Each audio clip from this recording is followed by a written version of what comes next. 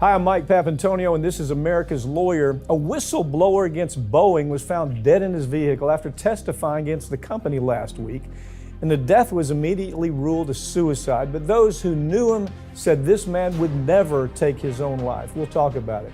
Republican Congressman Ken Buck, well, he's leaving Congress early because, as he put it, the place has become too dysfunctional to get any actual work done. And a new report has revealed a tremendous amount of turmoil in the president's staff, and the internal chaos has taken a huge toll. All that, it's coming up. Don't go anywhere. America's Lawyer starts right now.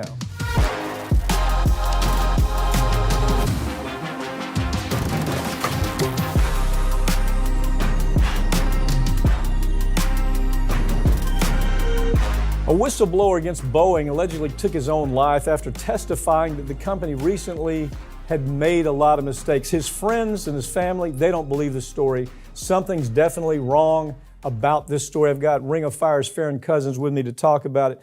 Farron, we've been doing media now together. 20 years? 20 years. And we've seen these stories, and I've heard you say from time to time, this is a story made for a movie, isn't it? Talk about it. 100%. You know, you have this whistleblower, 32-year former employee at Boeing, John Barnett. And Mr. Barnett was testifying, had been working against the company basically as a whistleblower, saying, listen, you've got doors flying off their airplanes right now. You've got other pieces of planes falling apart in the air.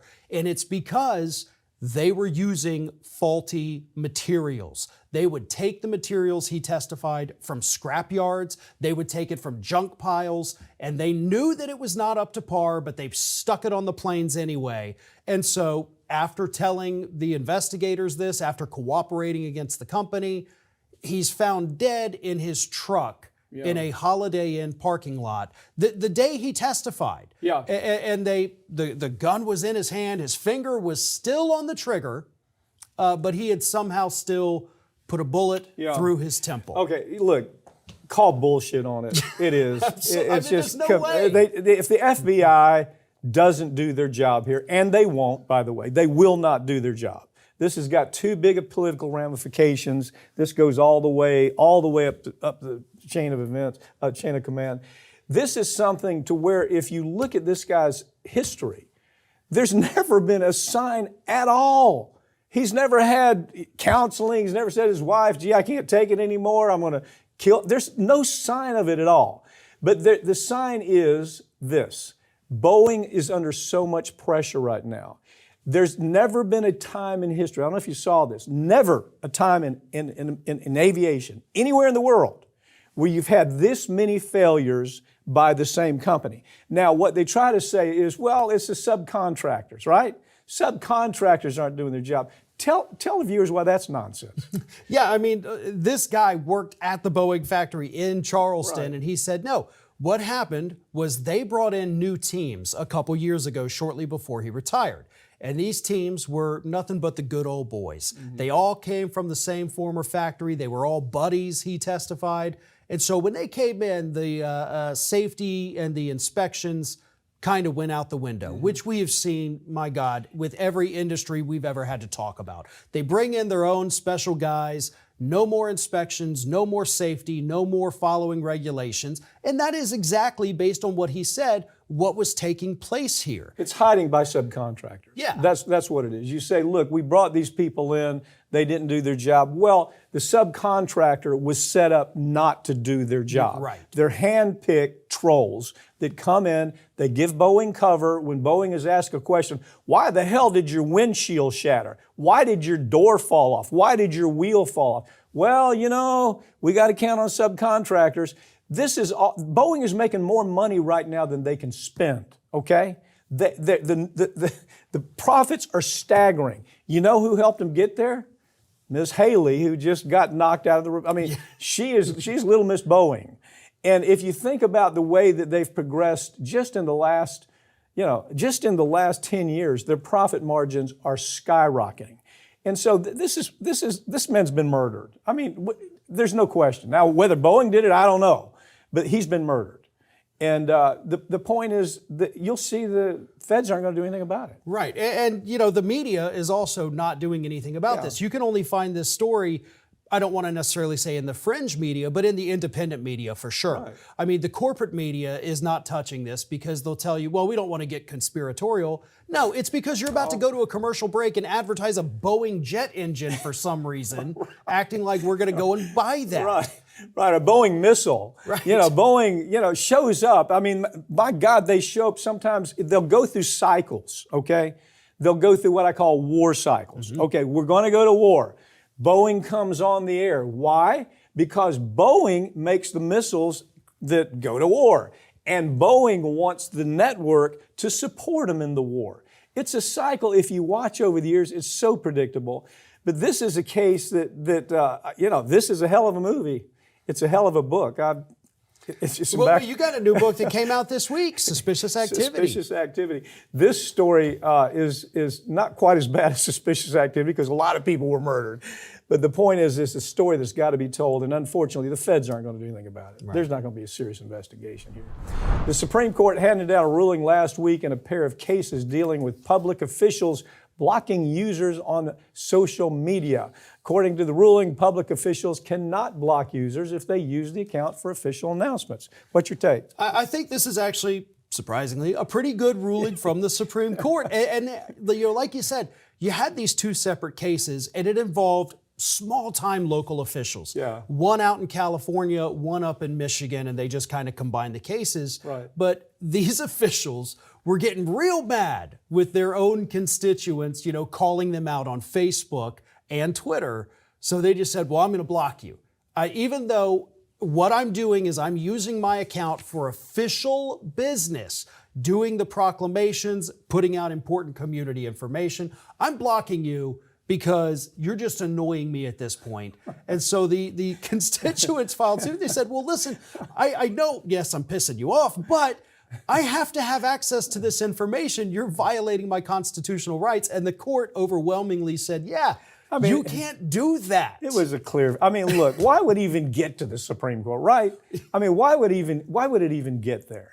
It's a clear First Amendment issue. It's the idea of a politician being able to say, there's some things you can't say to me. A, I didn't do my job right. B, something I'm doing is irregular, maybe illegal. You can't do that. It's a new policy in America. That's where this was going because they were using this all over the country. Yeah. In everything from, as you point out, city commissioners, county commissioners, councils. School boards. Well, we don't like the fact that you called us idiots for some stupid move we make. So rather than fixing the problem, you're just going to go away, right? Right. And what's so funny about this to me is that here in the state of Florida, we're kind of trying to go the opposite way. Yeah. We're trying to go the path where if you call a politician in this state an idiot, they can now sue you for defamation. So they're, doing the absolute opposite on free speech here in Florida versus the Supreme Court. And what's great about this too is I love this is that you actually had legal scholars on the left and on the right saying how bad that both said this is a good decision. Thank you saying for how bad the idea is of blocking out right. constituents. And, the ACLU said this is great and this is what we need to have. And I will say the court made a distinction. They said, listen, obviously if you're a public official, you haven't always been a public official. So if you have your private Facebook or your private Twitter and you're using that just as a regular user, sure, block everybody you want. That's your right. But if you're using it either as your official account or you create an official account, you have to leave it open for everybody. And if you don't want to, have these people getting mad at you, maybe be a better politician. In Florida, and it's not just Florida that's trying to turn New York Times v. Sullivan on its head. That's what they're trying to do. The law is very clear. If you're a public official, you have stepped into a position where people can be extremely critical of you. It has to be malicious intent. That's how bad it has to be. Something even more than that sometimes. So, they're never going to change that. But the effort, it's not just Florida doing it. Other states are looking at, I'm a public official and you shouldn't talk bad to me. Truth is, it's not going to go anywhere. But again, it's going to be another Supreme Court issue. It's going to go all the way to the Supreme Court when it shouldn't. Right. We have very important issues that the court does have to decide. Not that I have faith in anyone on that court. But this is just a waste of time. Yeah, this should not. This is a Judge Judy case, really. That's what it is. Okay. Google's trying to get out of a massive lawsuit from consumers who allege that the company is illegally spying on them through their Google Home devices. But the company suffered a serious setback when a judge refused to force the plaintiffs into arbitration. Look, how many times have we talked about this? The Rumba, all of these access points that social media has. Is there any question in your mind? If you go to go home and you tell your wife, you know, I really want a new Chevrolet, that you'll be covered up with Chevrolet ads within 5 minutes. Okay, you can't look at that and say there's not a problem here.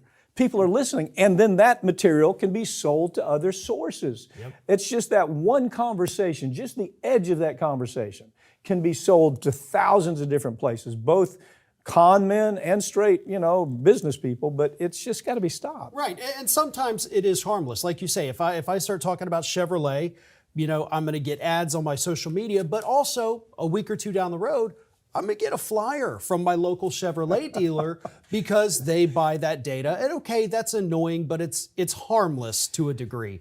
But what happened in this Google case, and this is why the judge told Google, you're not escaping trial. Yeah.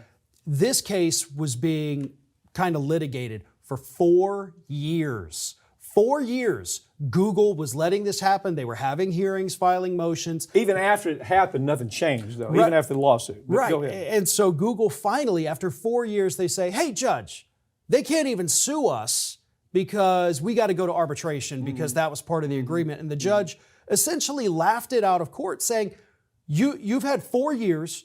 You've wasted your money. Yep. You've wasted their money. You've wasted these lawyers' times now telling us that we're going to arbitration. Hell no. You're going to take this to trial. And I will say, right now the plaintiffs do have an uphill battle. It because is totally an uphill battle. You got to prove that Google's devices were listening to you. Correct. And that Google knew it and did nothing about it. You got to prove the intent. The new norm, as you know, I handle cases bigger than that. Yeah. And of course, the new norm is to destroy all. If you have documents, you can prove intent. You can just the indicia. You put the documents together, the emails, the whatever that took place in private meetings, and you have plenty of information to show that yes, they had a plan. Yes, they knew they were going to make money by getting that information and selling it to somebody else. The problem is that now the whole idea is destroy documents. They're destroying documents as quickly as they generate them right now. There's some companies that if I email you and I say, look, we got a problem in Toledo, something's killing, our company's killing people in Toledo, that will be gone in a nanosecond.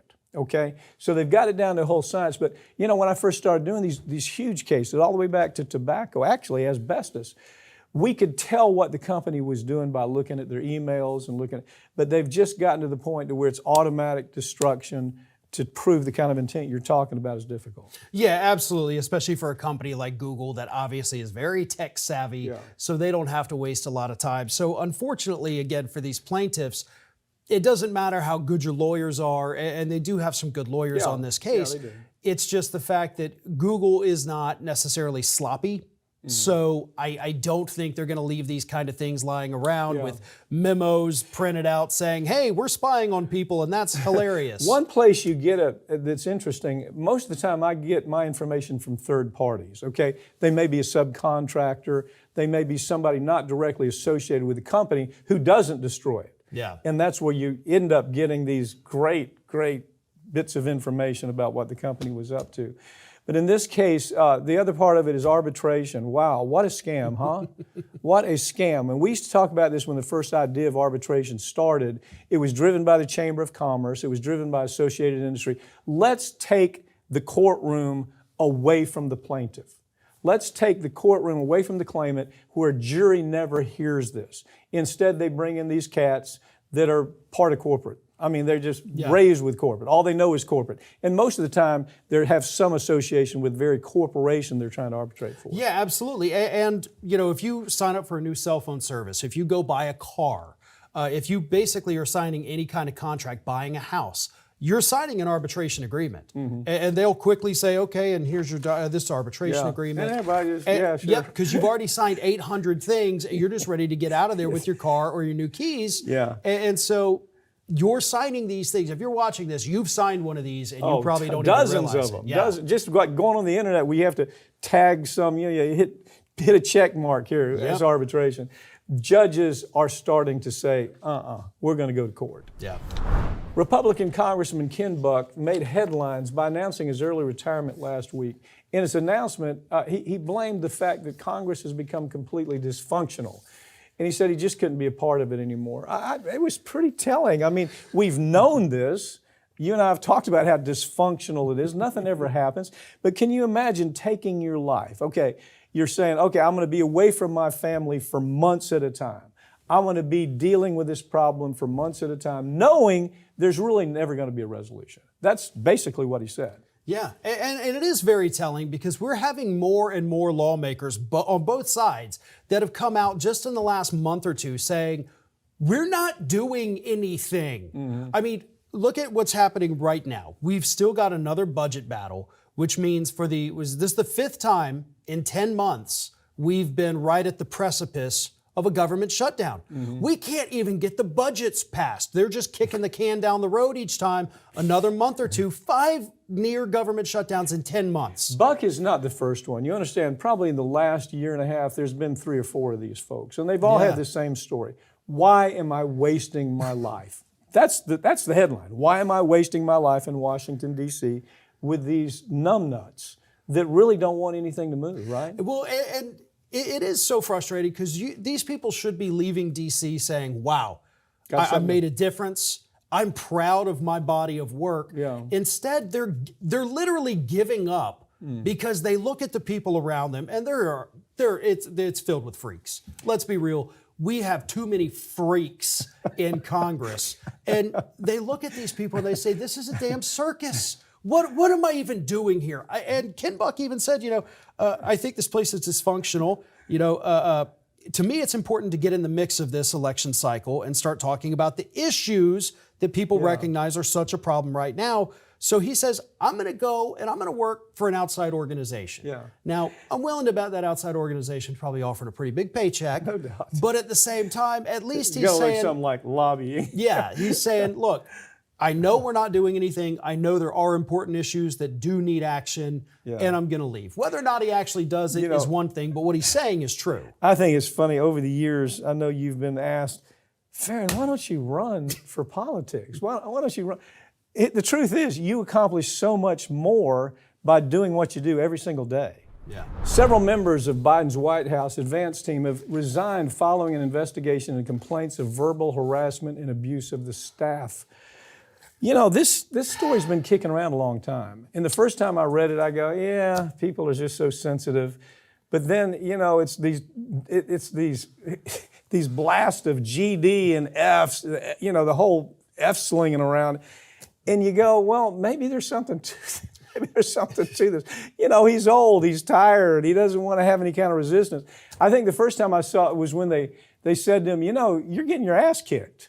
And the polls are killing you. He went crazy, right? Yeah. What do you think of the story? Well, and in this particular case, we're finding out we know Biden, he's got a temper behind the scenes, and we've seen that throughout his career. But this one goes even deeper into the staff, into this weird, what's called the advance team, which is made up of both White House staffers and campaign staffers. It's where they strategize on what he's going to do in the office versus what he's going to do on the campaign. So what we found out through an investigation, I mean, which office was it here? The White House counsel's office had to investigate because they were required to investigate. Yeah, because they got so many complaints from these staffers saying that their supervisors, led by a man by the name of Ian Malol, he was not physically abusing them, but abusing his position, screaming at them, telling them, if you don't do what I say, I'm going to ruin your life, making them go pick up his dry cleaning and running his personal errands, according to this report. So he resigned before the investigation could go too deep. But this is what bothers me so much about Washington, D.C., because it's not just about the dysfunction. It is these people. You got 2 separate kinds of people that get into work as staffers for members of Congress or for the president. You've got the people that for some reason, think they're going to make a difference. And those are the hopeful, optimistic, they will be crushed soon enough. But then you have these power-hungry little freaks like this guy who go in there, they get on this power trip and they say, well, I'm in charge of 5 people. So obviously I am the king of this castle. Go get my dry cleaning. You go get me coffee. I am the king of the Biden White House. Isn't the Biden White House the kinder, gentler White? I mean, wasn't that supposed to be the deal? You know, see, that's the thing is it never actually works out that way because you have too many of these power-hungry weirdos that latch themselves on to the Democrats, they latch on to the Republicans, and they help destroy things from the inside out. Republicans just as bad. I mean, it is. You hit it on the head. It is this power trip, right? They really think that what they do really matters. They really think that what they're set out to do is going to have a big impact. Most of the time has zero impact. But the criticism where you see with Biden, I mean, the first time I saw it, I think, was the Anita Hill hearings. Yeah. I saw a side, I'm going, what the hell? You know, him attacking this woman who has been, Clarence Thomas had clearly victimized this woman. There wasn't a story here that she's making up. And Biden jumps on the train. Anita Hill this, Anita Hill that, basically stands up and starts making these speeches about how awful she is. Yeah. She was just there trying to protect herself and trying to tell the story that Clarence Thomas was making all kinds of advances to her.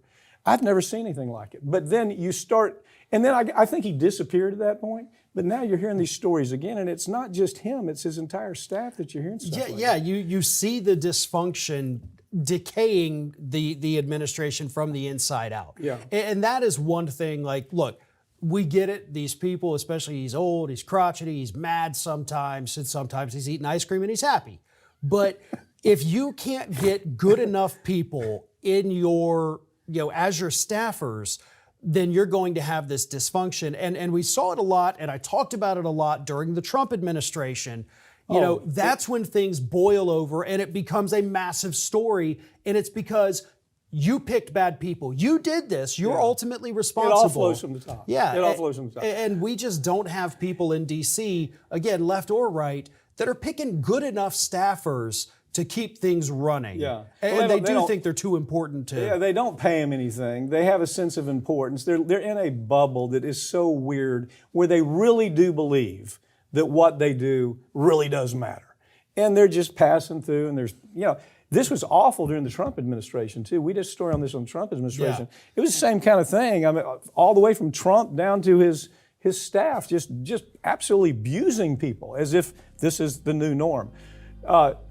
Feed him more ice cream. Maybe that's going to help. Thank you for joining me. Thank you.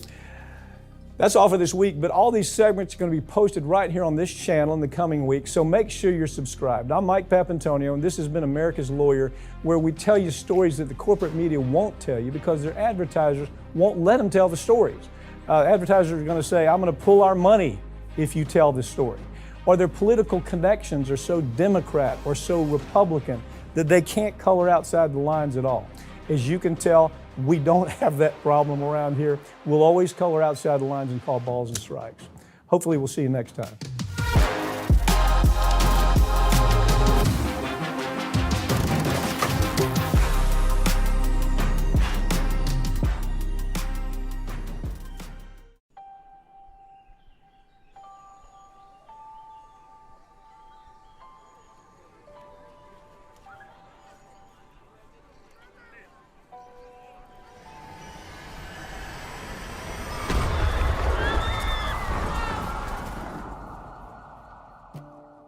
That it had helped dirty money flow through its branches around the world, including at least 800... Plaintiffs allege that the defendants provided money and medical goods to terrorist groups Hezbollah and Jaish al-Mahdi. This is a well-organized business for these individuals that carry out these attacks. Terrorism is a business, and they run it like a business. They knew about what was going on for a decade. They absolutely, no question about it, knew that HSBC was washing money. They had every reason to understand it was for terrorism and it was for drug cartels. took no action whatsoever. These banks are involved. Their accounts are connected, and they're using them to mask the transactions. The more complicated they can make the transactions, the more distance they can put between the bad guys and a seemingly legitimate purpose of these funds. They pay $1.9 billion, which is a drop in the bucket compared to what they've made, and nobody goes to prison. These CEOs, these bankers that made this decision, they're safe at home. They know what they've done. It's resulted in the death of Americans, contractors and soldiers, not just hundreds, but thousands. And we look the other way because they don't look like criminals. The die is cast. The people that are responsible are on Wall Street. And they don't look like criminals. It's almost a suspension of disbelief. Sometimes I'll have people call me and say, is this real? Do they really get away with this? Yeah, they do.